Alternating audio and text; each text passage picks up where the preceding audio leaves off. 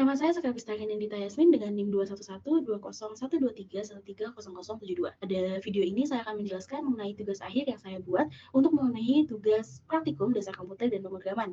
Pada video kali ini penjelasan akan saya bagi menjadi 3 bagian. Yang pertama adalah demo dari aplikasi GUI yang saya buat.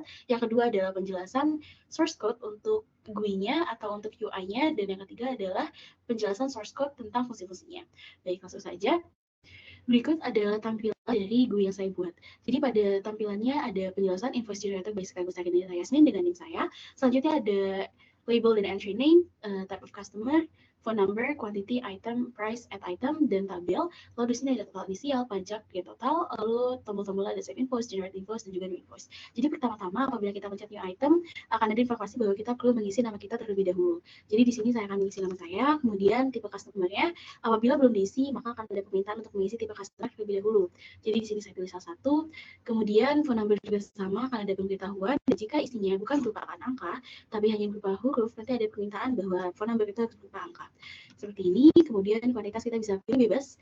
Di sini untuk spin box-nya sendiri saya pilih range 1 sampai 250. Selanjutnya di sini ada beberapa item yang bisa dipilih. Apabila kita menulis yang bukan dari library yang ada, maka ada informasi bahwa item ini harus berupa item yang valid atau item yang berada di si combo box ini. Jadi di sini saya pilih salah satu. Kemudian nanti akan muncul harganya, lalu ketika kita add item akan muncul di tabel.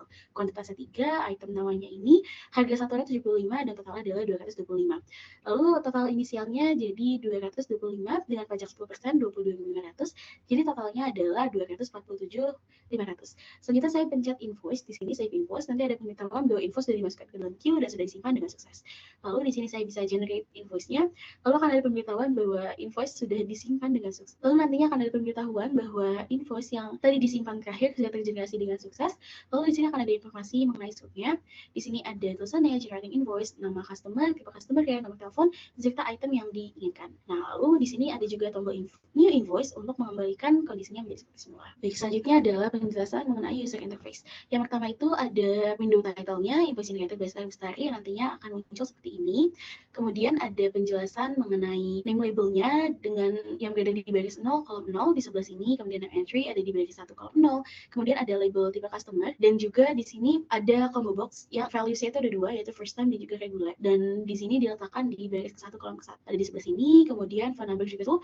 Untuk quantity di sini spin box-nya itu dituliskan dari 1 sampai 250. Jadi kalau misalnya kita angka maksimal yang bisa dipakai di spin box ini adalah 250, sehingga kalau misalnya kita pilih angka random yang lebih dari 250 misalnya, angka selanjutnya ketika kita pencet spin box-nya itu adalah 250 karena tadi di spin box angka maksimalnya adalah 250. Kemudian di sini ada library dari item-item apa saja yang dijual atau yang dimiliki oleh pengguna beserta harga-harganya. Dan di sini juga ada informasi bahwa item label itu item combo box itu berisikan value-nya berasal dari sini, berasal dari item prices. Ada di sebelah sini informasinya. Kemudian ada price label yang akan langsung muncul nanti, function akan dijelaskan. Kemudian ada add item button. Untuk add item button ini dia punya 2 jenis command. Yang pertama adalah check and trace dan juga add item. Untuk command akan dijelaskan nanti. Kemudian ada juga tree. Tree ini adalah tabel yang ada di sini, tabel yang ini. Lalu di sini ada penjelasan mengenai informasi tabelnya. Ada 4 kolom, 0, 1, 2, 3, berisikan quantity yang diberi teks kuantitas, item, price, dan juga total. Dan di sini ada label initial total beserta dengan entry-nya. Kemudian ada teks, ada grand total juga. Di sini ada salah satu fungsi yang saya taruh di bawah, jadi nanti fungsi ini akan saya jelaskan bersamaan dengan fungsi-fungsi lainnya.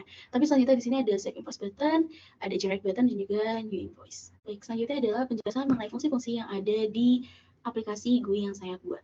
Yang pertama itu ada save invoice. Untuk save invoice ini nanti dia akan menjalankan atau memasukkan invoice yang paling baru ke dalam stack, yang nantinya kalau misalnya ini sudah berhasil akan muncul message box yang berisikan invoice sudah disimpan dengan sukses. Penjelasan fungsi selanjutnya adalah penggunaan atau implementasi setter dan getter yang dipelajari dari modul 6. Ini adalah fungsinya yang akan get nama, set nama, lalu get tipe customer, set tipe customer, get nomor telepon, dan juga set nomor. Di sini ada fungsi selanjutnya untuk method dan function itu merupakan implementasi dari modul 4.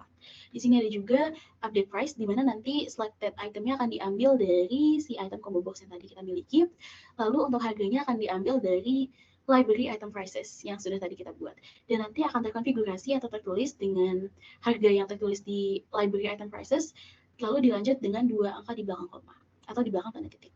Selanjutnya di sini ada check and list. Check and list ini menggunakan implementasi pengkondisian atau conditioning yang menggunakan if. Di sini ada beberapa jenis if. Jadi if yang pertama digunakan adalah tadi apakah si pengguna itu sudah menuliskan nama. Kalau misalnya namanya belum ada atau belum di-get oleh sistemnya, maka nanti akan muncul message box yang berisikan bahwa kita harus mengisikan nama kita terlebih dahulu. Selanjutnya ada tipe customer, di mana kalau kita belum isi tipe customer-nya akan ada informasi bahwa kita perlu mengisi tipe customer terlebih dahulu. Begitu juga phone number, dan di sini ada tulisan if not phone number is digit. Apabila phone number itu bukan berupa angka, nanti akan ada informasi bahwa phone number itu harus berupa angka. Seperti itu, dan apabila semua kondisi ini sudah terpenuhi, maka kita bisa melanjutkan check and trace-nya atau return true. Selanjutnya adalah fungsi def update total. Jadi pada fungsi update total ini yang pertama ada variable total, di mana variable total ini value-nya adalah penjumlahan dari nilai yang ada dari kolom ketiga pada tree atau tabel. Jadi kolom ketiga merupakan total. Di sini ada 0, 1, 2, 3. Jadi misalnya di sini ada berbagai macam barang, ada beberapa jenis barang seperti ini. Lalu nanti fungsinya itu adalah penjumlahan dari keduanya, penjumlahan dari seluruh nilai yang ada di total. Dan nanti hasil dari totalnya ini akan dimasukkan sebagai initial total, di mana nanti initial totalnya itu akan menjadi total atau ini dan 2 angka di belakang titik. Selanjutnya teks merupakan hasil dari total yang ini dikalikan dengan 0,1 yang menandakan 10%, karena biasanya pajak itu senilai 10%. Selanjutnya di sini pajak juga sama, ada 2 angka setelah titik, dan grand total merupakan penjumlahan dari total ditambah dengan teksnya. Lalu selanjutnya ada fungsi new invoice. Untuk fungsi new invoice ini nanti kita akan menghapus entry nama, lalu kita akan mengembalikannya menjadi fungsi seperti ini. Kemudian phone number juga kita hapus dan kita kembalikan menjadi 0. Lalu di sini ada click item. Click item merupakan salah satu fungsi yang nantinya akan saya jelaskan. Dan di sini juga akan menghapus semua nilai yang ada di dalam tabel. Dan kalau misalnya itemnya sudah terhapus dan kita melakukan update total, otomatis tidak ada lagi total yang ada di dalam tabelnya itu, karena sudah tidak ada nilai, maka nilai akan 0. Dan kalau totalnya 0, maka otomatis sampai ke bawah akan bernilai 0. Selanjutnya ada fungsi add item, di mana kuantitasnya itu berasal dari value yang dimasukkan pengguna di dalam spin box. Lalu itemnya berasal dari combo box. Jadi nanti kalau misalnya ada informasi bahwa itemnya ada di item prices, maka kita akan meneliti atau akan dicari tahu berapa harga dari item tersebut. Dan nantinya line total yang berada di sini itu merupakan hasil perkalian dari kuantitas dan juga price. Seperti itu. Dan kalau misalnya ada informasi di sini menggunakan kondisian, if-nya seperti itu, dan else-nya adalah apabila tidak ada item, ya item yang kita tulisnya tidak ada di dalam library yang tadi, maka akan ada informasi bahwa kita harus memasukkan item yang valid. Kemudian ada clear item yang saya jelaskan tadi. Jadi untuk clear item itu dia akan menghapus nilai yang ada di spin box dan mengembalikan angka 1. Lalu ada item combo box-nya juga akan dikembalikan menjadi posisi seperti ini, dan price label juga sama, akan kembali seperti ini. Dan selanjutnya adalah get invoice item. Untuk get invoice item di sini kita mengambil itemnya dari si tabel, di mana nanti kuantitasnya akan dilihat dari kolom ke-0, selanjutnya item kolom ke-1, price kolom ke-2, dan total kolom ke-3. Seperti tadi saya jelaskan, bahwa kolom ini adalah kolom 0, 1, 2, dan 3. Selanjutnya ada add invoice to stack. Ini fungsinya yang tadi. Jadi kita pertama cek entries dulu, apakah nama sudah ada, tipe customer sudah ada, phone number sudah ada, item sudah ada, dan gift total sudah ada. Dan kalau sudah ada, maka invoice itu dapat disimpan. Lalu nanti kalau misalnya invoice sudah berhasil disimpan, maka nanti akan ada informasi bahwa invoice itu sudah berhasil dimasukkan ke dalam queue atau ke dalam antrian. Selanjutnya di sini adalah display invoice yang tadi. Jadi untuk display invoice yang tadi menggunakan UI seperti ini, di mana nanti akan ada informasi generating invoice, kemudian ada nama, ada tulisan nama beserta dengan value dari nama yang sudah kita buat tadi, tipe customer juga sama, phone number juga sama, dan juga item. Untuk itemnya nanti akan ada informasi bahwa item ini, kuantitas ini, dengan item ini pada harga sekian per itemnya. Kemudian totalnya diambil dari berapa jumlah total. Lalu di sini ada juga generate invoice. Jadi untuk generate invoice yang pertama adalah kita harus meload data. Load data itu digunakan dengan mengambil JSON-nya. JSON-nya merupakan salah satu yang tadi kita import untuk menyimpan datanya.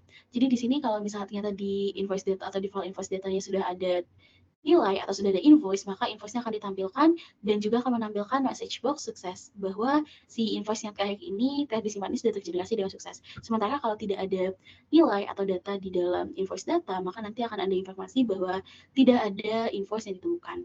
Seperti itu penjelasan mengenai load invoice data juga. Jadi kita akan mencoba untuk membuka invoice data, kalau misalnya ada, maka akan masuk ke generate invoice yang tadi.